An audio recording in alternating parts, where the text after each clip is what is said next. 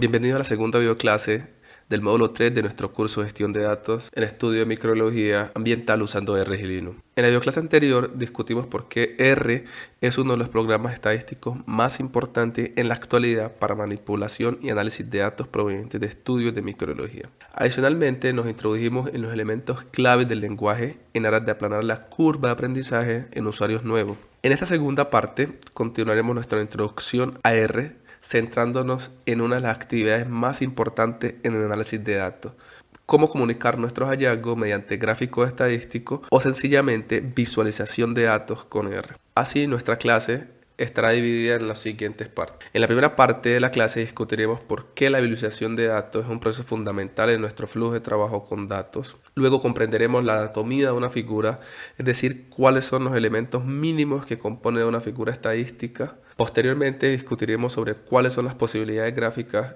según el tipo de datos que se desean representar. Y finalmente aprenderemos los principios básicos para la generación de gráficas usando R y específicamente el paquete ggplot2. A manera de introducción, imaginemos por un momento un libro de texto o un artículo científico sin ninguna imagen. Un texto científico sin diagramas, gráficos o ilustraciones. ¿Se lo imaginaron? No sé ustedes qué se imaginaron, pero claramente yo vi un panorama donde la ciencia se hacía aún más difícil de entender, y más aún en los días actuales donde la gran cantidad de datos e información nos rodea y hace parte de nuestro día a día como investigadores. Por lo tanto, mientras más información recopilamos como científicos, más inmanejables se vuelven todos estos datos. Es por eso que la visualización de datos se ha convertido en una parte esencial para ayudarnos a comprender la ciencia que hacemos. Lo anterior quizás es porque los humanos somos seres visuales por naturaleza. De allí el adagio popular que una imagen vale más que 1000 palabras. Con base en lo anterior, la visualización de datos hace parte fundamental de nuestro flujo de trabajo en el análisis y gestión de datos en microbiología ambiental, permitiéndonos visualizar mediante gráficos y figuras grandes cantidades de datos, ayudándonos a la comprensión del fenómeno de interés, permitiéndonos detectar patrones y tendencias que quizás mediante las tablas o los datos crudos no podríamos ver, y finalmente nos permite comunicar nuestra historia de manera elegante, eficiente y sencilla para impactar de buena forma a nuestra audiencia. Como consecuencia de la necesidad de representar los datos mediante gráficos, han surgido múltiples tipos de visualizaciones que permiten entregar la información de forma clara y concisa. A pesar de esta gran variedad de opciones, existen elementos comunes a todos los gráficos que podemos resumir en la figura. Miremos entonces un momento y construyamos una figura típica. Como podemos ver en la figura, el primer elemento y quizás uno de los más importantes es el título. Este nos da la información acerca del mensaje que se desea entregar. Generalmente un buen título debe ser corto, claro y debería contarnos una historia por sí solo. Por ejemplo, en nuestro campo de acción y a lo largo del curso podríamos titular algunas figuras como la abundancia de bacterias depende del tipo de suelo, o alternativamente se podrían usar títulos más técnicos como, por ejemplo, la variación espaciotemporal de bacterias heterótrofas en lodos activados en una planta de tratamiento en aguas residuales. Miren que estos dos tipos de títulos por sí solos son altamente explicativos, dándonos una idea acerca de qué tipos de datos van a ser mostrados mediante la figura. Otro elemento importante dentro de la figura son los ejes tanto horizontales como verticales. Estos ejes nos permiten definir la escala y las unidades de medida de las variables de interés, y como sugerencia general deben ir claramente marcados indicando la variable y las unidades en las que fueron tomadas. El tercer elemento, denominado serie de datos, es una colección de observaciones que suelen ser una fila o columna de números, un punto de datos específico o en su conjunto los datos como un todo. Adicional a los elementos anteriores, componentes como las etiquetas, anotaciones y leyendas nos permiten adicionar información contextual que mejora el impacto del mensaje que queremos mostrar mediante la gráfica. Como hemos discutido a lo largo de nuestra videoclase, el proceso de visualización de datos hace parte fundamental de nuestro flujo de trabajo para análisis de información. Pero más allá de conceptos estadísticos puros, esta actividad involucra la forma en que nuestro cerebro percibe la información, tales como colores, formas y cantidades en las figuras que presentamos. Interesantemente, se ha demostrado que estos elementos gráficos no son juzgados de la misma manera por la audiencia que los lee. Es decir, que algunos de estos elementos gráficos son mucho más fácil leíbles y que la información que se consigna mediante eso se puede juzgar de mejor manera. Este fenómeno fue descrito en 1984 en un paper publicado por Cleveland and McGill, donde determinaron qué tan fácilmente comprensibles eran estos elementos gráficos, encontrando que los menos efectivos fueron las matices de colores, los volúmenes, las áreas, las intensidades de color, las pendientes y el ángulo, y aquellos elementos visuales que fueron mucho más fácil juzgables por la audiencia fueron las figuras que usaban longitudes como los gráficos típicos de barra. Adicional a los elementos netamente composicionales, existe una serie de errores a evitar cuando se visualizan datos. Esto con el objetivo de no inducir a errores y aumentar el impacto de la historia a contar y permitir que la figura sea mucho más clara. Discutamos entonces algunos de los errores más frecuentemente encontrados. Discutamos entonces algunos ejemplos donde por acción o omisión se puede inducir error mediante el uso de las gráficas. Un ejemplo clásico en esta dirección es saber dónde cortar el eje o incluir o no el valor mínimo en una serie de datos, en este caso el 0. Analicemos la siguiente situación. En la figura comparamos tres grupos mediante un gráfico de barra. El eje Y en esta figura varía entre 300 y un máximo de 420. Evidentemente, el primer grupo tiene el máximo valor de la variable sobre el eje Y, pero al ser presentado desde el valor de 300, las diferencias, aunque claramente existen, tienden a percibirse mucho más grandes debido a que a la altura de las dos siguientes barras son exageradamente menores. Ahora miremos la misma figura iniciando desde cero, es decir, poniendo todos los posibles valores que alcanza la variable. Las diferencias, como es de esperarse, se conservan, pero la representación es mucho más fidedigna a lo que realmente sucede, mostrando los incrementos naturales en cada uno de los grupos. Lo anterior muestra la importancia de reflexionar sobre cómo y dónde debemos truncar los ejes, de tal forma que no, por una simple percepción, induzcamos a nuestra audiencia a posibles errores. Junto a todos los elementos estadísticos que hemos discutido, la selección adecuada de los colores juega un papel determinante en la forma que percibimos la información presentada mediante gráficos. La mala elección de los esquemas de colores es un problema frecuente. Por lo tanto, vale la pena tomarse un tiempo para considerar cómo usar el color para lograr el máximo efecto en la presentación de nuestros datos. Dos herramientas útiles para seleccionar de mejor manera los colores de nuestras visualizaciones es la conocida rueda de colores y las paletas de colores preestablecidas. En el caso de la rueda, los colores que armonizan de mejor manera vienen dispuestos uno al lado del otro, y por el contrario, aquellos colores que tienen un fuerte contraste visual, por ejemplo azul y naranja, en los lados opuestos del círculo. Por su parte, las paletas son secuencias de colores preestablecidas en un gradiente de colores particulares. Estas las podemos encontrar generalmente en internet y son de gran utilidad, dado que son grupos de colores que combinan y dan un aspecto profesional a nuestras visualizaciones.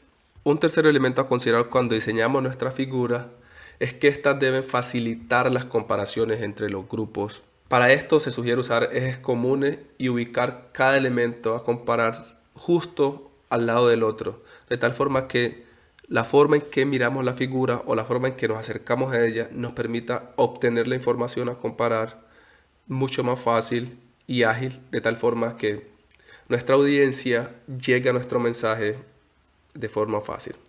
Miremos aquí este caso particular de estos dos histogramas, en el cual se muestra una comparación entre el peso de un grupo de hombres comparados con el peso de un grupo de mujeres.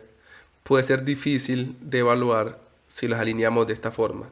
En cambio, si las alineamos una debajo de otras, alineando los gráficos verticalmente para ver los cambios sobre el eje X y horizontalmente para ver los cambios sobre el eje Y, nos permite de forma clara comparar las medidas de tendencia basadas en el histograma según el grupo de mujeres y según el grupo de los hombres. Una cuarta recomendación como un principio básico para una buena figura es que siempre y cuando podamos mostrar los datos crudos sobre la figura, deberíamos hacerlo. Porque en ciertas ocasiones, cuando aplicamos algún tratamiento estadístico como una medida de tendencia central o una medida de dispersión, estas medidas pueden encubrir cierta información que los datos crudos muestran. Un ejemplo típico es cuando usamos gráficos de barras que generalmente muestran la media o la mediana de los grupos. Según la distribución que sigan los datos, esas medidas pueden estar sesgadas o alteradas, y esa medida de tendencia central nos puede llevar a equívocos. Por el contrario, esa misma figura la podremos presentar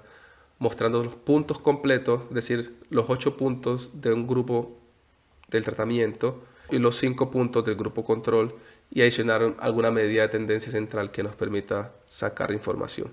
Con esta figura de la izquierda podemos observar tanto la mediana, la medida de tendencia, y podemos mirar cómo se distribuyen todos los datos que muestreamos en el caso particular de este ejemplo. Otra recomendación importante es organizar las series de datos o las categorías bajo algún significado, es decir, acomodar los tratamientos o grupos, en el caso de gráficos de barras, de acuerdo a un criterio que nos permita acceder a la información de forma más rápida. Entonces mira que en la izquierda el primer gráfico se acomodó netamente en forma alfabética.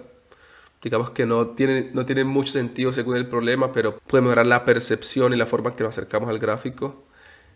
En la del medio la acomodamos según los valores, es decir, acomodamos las barras de mayor a menor, lo cual claramente muestra una tendencia y un patrón y que nos permite comparar fácilmente. Y en el tercer ejemplo, donde se acomodaron de forma aleatoria las barras sin seguir ningún patrón, y digamos que cuesta un poco más entender la figura. Adicional a todos los elementos de color y estadísticas que vimos, una recomendación bastante importante a la hora de seleccionar nuestra gráfica es que como investigadores debemos conocer el público al que va dirigida la visualización. Dado que si nosotros conocemos quiénes son las personas que van a recibir el mensaje, podemos jugar un poquito con cuáles elementos o cuáles son los elementos mínimos que debemos proyectar en nuestra figura, entendiendo la naturaleza de ese público y así ajustar a sus habilidades el mensaje que queremos proyectar. Hasta el momento hemos hablado de elementos generales y genéricos de cómo graficar, de cómo presentar nuestras visualizaciones gráficas. En la siguiente parte de la videoclase entraremos un poco más en detalle en qué nos ofrece R para graficar. Entonces, R, como hemos dicho a lo largo de todo nuestro curso, es un programa bastante potente y nos ofrece múltiples opciones para completar la misma tarea. En el caso de los gráficos no es la excepción. Y dentro del ecosistema de R existen múltiples paquetes para visualización de datos. Quizás los más famosos en el momento es el paquete denominado base, que es el paquete por defecto que viene preinstalado en R y es el que clásicamente se ha usado para hacer las gráficas.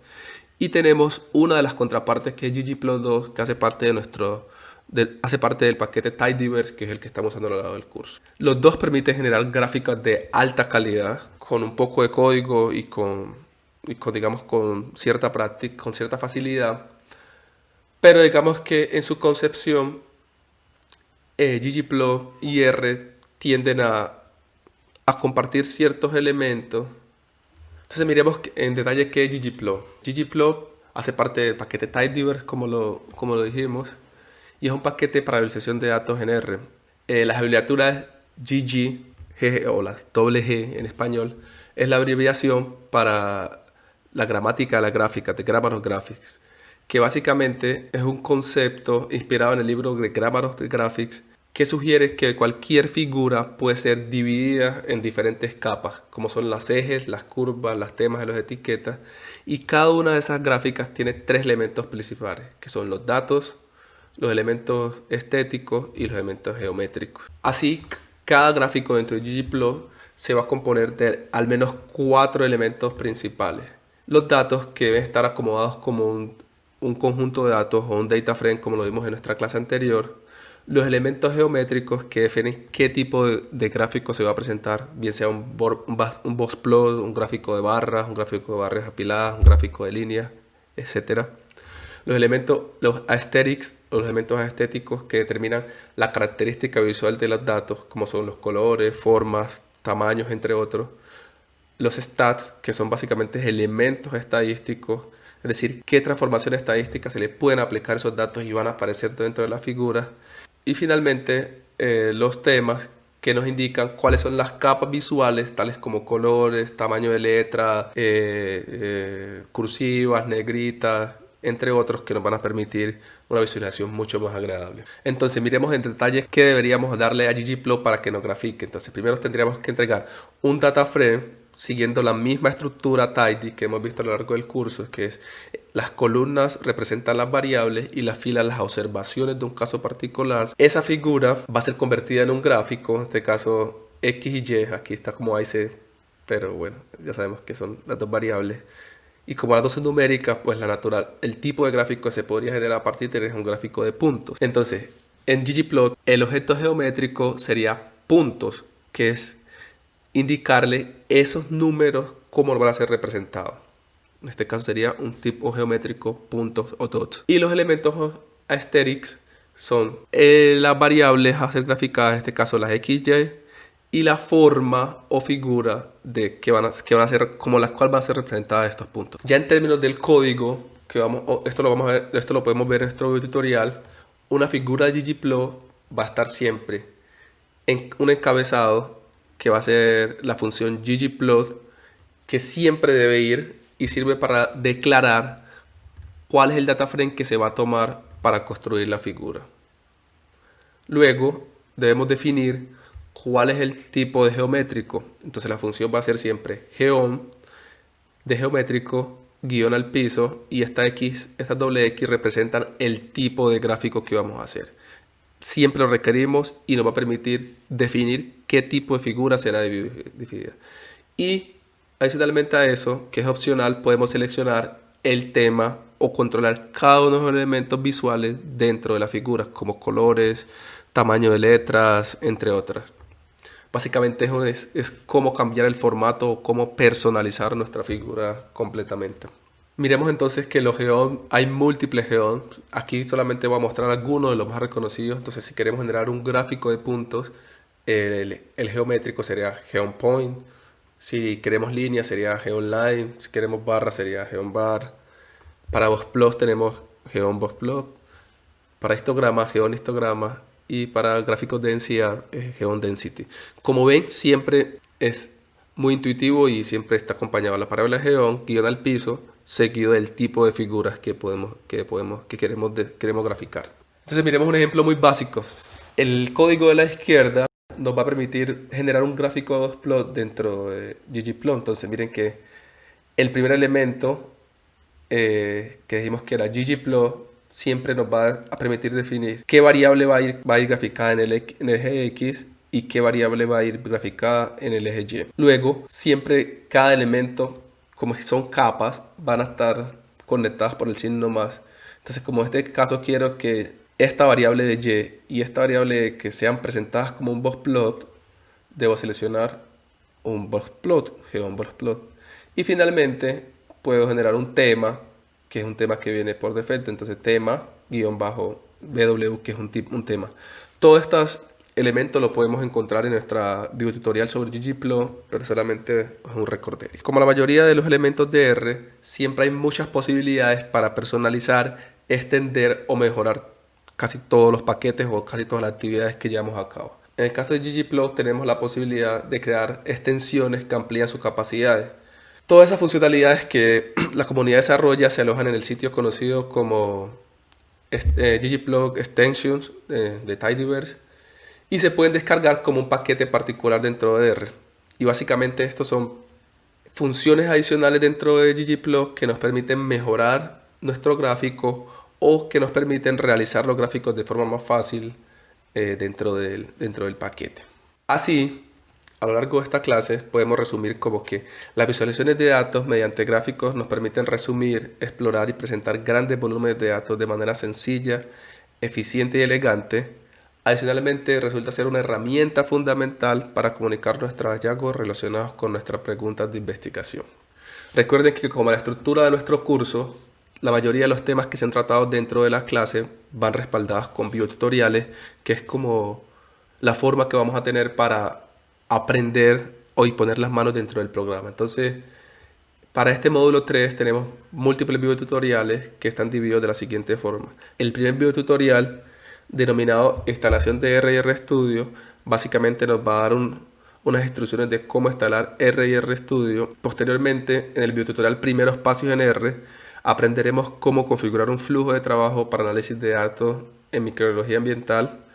Entenderemos la lógica del lenguaje, cómo funciona R, nos adentraremos a empezar a trabajar dentro de RStudio, aprenderemos a importar datos a RStudio y comprenderemos el sistema de ayuda para cuando tengamos problemas que no podamos resolver por nosotros mismos. Posteriormente pasaremos a la parte de síntesis, agregación y manipulación de datos con DeepLight.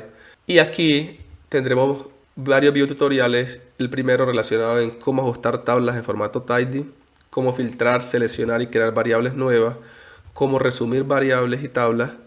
Y finalmente tendremos un videotutorial en el cual aprenderemos a graficar usando ggplot para generar figuras de calidad, de alta calidad, como si fuéramos a publicarlas en un artículo científico o en una presentación importante.